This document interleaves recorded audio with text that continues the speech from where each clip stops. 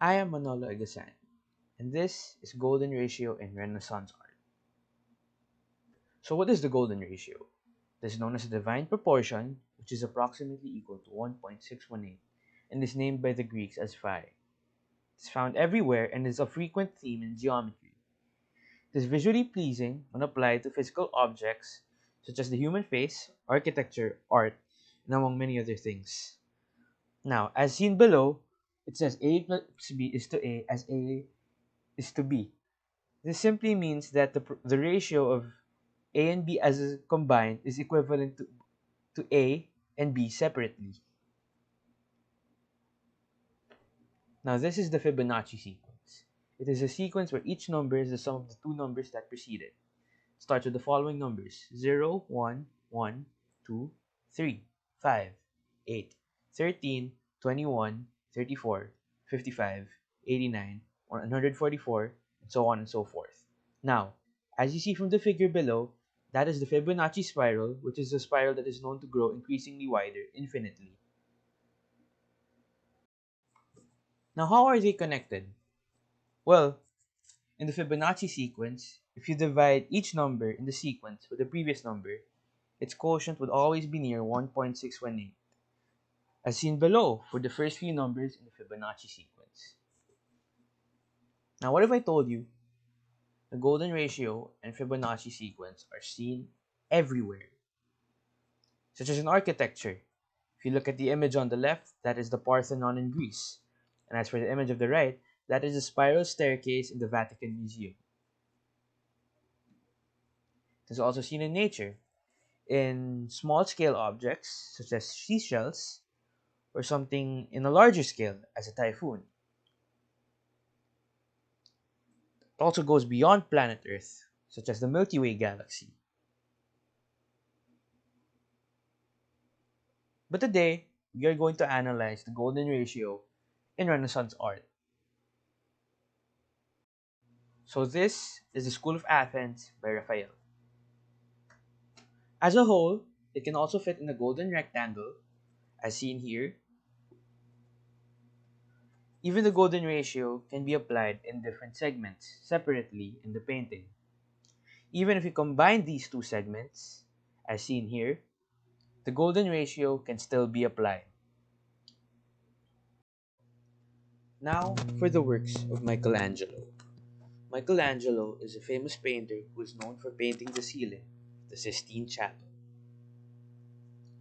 Most of his paintings on the ceiling of the Sistine Chapel have one common feature, and that is the hands are usually in contact with golden ratio points.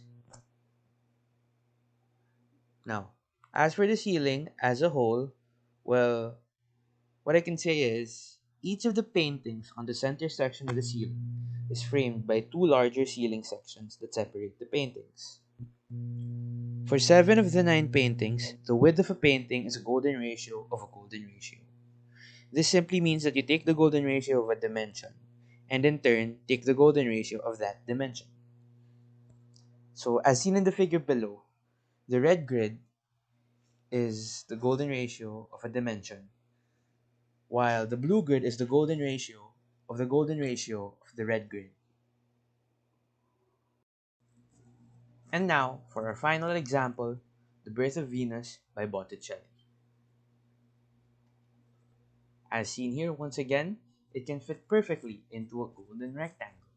And it also applies the rule of thirds, which is evident because in every one third of the painting, there's a person in it. It's just the angel on the left, Venus at the center, and the woman at the right.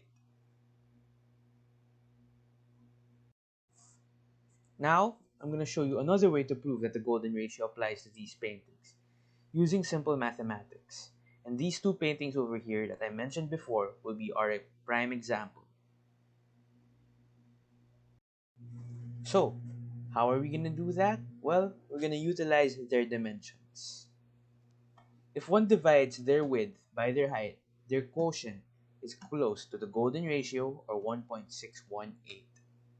First, we have the School of Athens, with a height of 500 centimeters and the width of 770 centimeters. If you divide 770 by 500, it would yield a quotient of 1.54, once again close to 1.618. Another finer example would be the birth of Venus with a height of 278.5 centimeters and a width of 172.5 centimeters.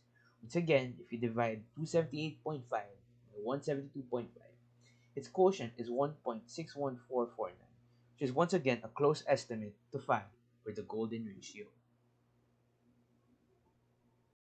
Now, to wrap things up, pretty much what I found out after researching on this topic is that visually, math is everywhere, and practically, we apply it in everyday life.